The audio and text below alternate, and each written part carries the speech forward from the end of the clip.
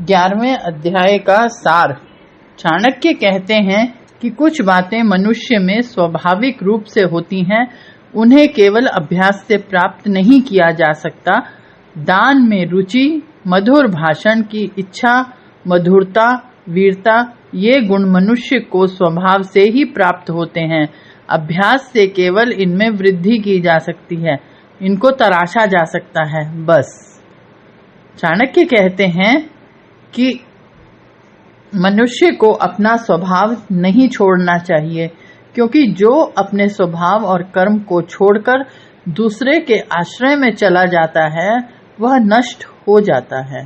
चाणक्य कहते हैं कि मोटे शरीर को देखकर ऐसा नहीं मानना चाहिए कि वह बहुत बलवान हो सकता है। लंबे चौड़े शरीर वाला हाथी छोटे से अंकुश से वश में कर लिया जाता है। इसी प्रकार दीपक की छोटी सी लौ वर्षों के अंधकार को पल भर में नष्ट कर देती है। इतना ही नहीं, अपने से कई गुना लंबाई में और चौड़ाई में वह प्रकाश फैलाती है। बड़े बड़े पहाड़ों और शिलाओं को हथौड़ों की चोट से तोड़ा जा सकता है, जबकि हथौड़े का आकार भार पहाड़ों के और शिलाओं के आकार से प्रकार से बहुत कम होता है। इसलिए लंबे चौड़े शरीर को देखकर यह नहीं मान लेना चाहिए कि वह बलवान है। चाणक्य के अनुसार विद्यार्थी को विद्या की प्राप्ति के समय घर से मोह नहीं रखना चाहिए। यदि वह घर के मोह में फंसा रहेगा तो उसे विद्या प्राप्त नहीं होगी। उनका कहना है कि दुष्ट व्यक्ति को जितना भी समझाया जाए वह दुष्ट ही रहता है। उसका सज्जन बनना उसी प्रकार असंभव है जैसे नीम के पेड़ को दूध और घी और चीनी आदि से सींचने पर भी उसमें मिठास पैदा नहीं की जा सकती। इसी संबंध में वे आगे कहते हैं कि जिस मनुष्य का अंतःकरण शुद्ध नहीं है, यदि वह अनेक बार तीर्थ यात्रा भी करता है तो भी वह पवित्र नहीं हो सकता। आचार्य का मानना है कि गुणों की श्रेष्ठता को समझना प्रत्येक व्यक्ति के बस की बात नहीं है।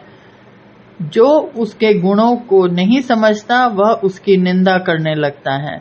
विद्यार्थी के लिए कुछ और हिदायतें देते हुए चाणक्य कहते हैं कि विद्यार्थी को काम, क्रोध, लोभ, मोह, खेल तमाशे और श्रृंगार तथा अधिक सोने से बचना चाहिए, क्योंकि ये दुर्गुण हैं और इनसे उसके मन में विक्षेप पैदा होता है। इससे उसकी ऊर्जा का व्यय होता है, जिससे एकाग्रता पर असर पड़ता है। ब्राह्मण, क्षत्रिय आदि वर्णों के संबंध में बताते हुए चाणक्य कहते हैं कि जो व्यक्ति कंदमूल खाकर अपना जीवन बिताता है, जो प्रतिदिन पितरों का श्राद्ध करता है, ऐसे ब्राह्मण को ऋषि कहा जाता है। इस प्रकार ऋषि वह है जो संयमी है और अपने पूर्वजों के प्रति जिसके मन में सम्मान का भाव है। जो व्यक्ति एक समय के भोजन में भी संतुष्ट रहता है तथा अध्ययन अध्यापन का काम करता है, उसे द्विज कहते हैं। जो ब्राह्मण संसार के कामों में लगा हुआ है और पशुपालन, खेती आदि करता है, उसे वैश्य कहा जाता है। जो ब्राह्मण की सेवा करता है और शराब, मांस आदि बेचकर अपनी जीविका चलाता है, उसे शूद्र कहते हैं। उनका कहना है कि ब्राह्मण का कर्तव्य यह है कि वह अन्य लोगों के कार्य की सिद्धि में उनकी सहायता करे, दूसरों से छल कपट न करे। जो ब्राह्मण सार्वजनिक स्थलों जैसे बावड़ी, कुआं, मंदिर, तालाब और पार्क आदि को अपवित्र करता है, वह मलेच्छ है। जो ब्राह्मण और विद्वानों के धन को चुरा लेता है, दूसरों की स्त्रियों का सम्मान नहीं करता और सभी प्रकार के लोगों के साथ जीवन बिता लेता है, वह ब्राह्मण ना होकर चांडाल है। अंत में चाणक्य कहते हैं कि सज्जन और महात्मा व्यक्ति धन को कभी इकट्ठा नहीं करते, वे उसके दान देने में विश्वास करते हैं। वे इसका प्रयोग धर्म द्वारा यश प्राप्ति के लिए करते हैं, जबकि कंजूस धन का प्रयोग अपने और स्वयं पर और अपने परिवार पर करते हैं।